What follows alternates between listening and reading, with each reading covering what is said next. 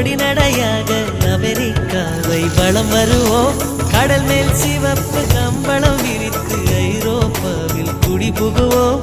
நம் காதலை கவி பாடவே செல்லியின் வைரனின் கல்லறை தோக்கத்தை கலைத்திடுவோம்.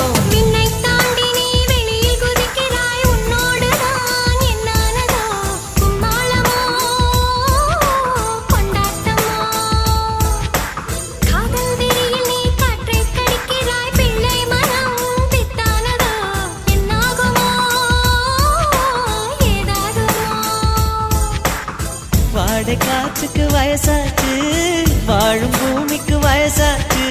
கொடியுகம் போனால் என்ன, காதலுக்கு எப்போதும் வயசாகாது.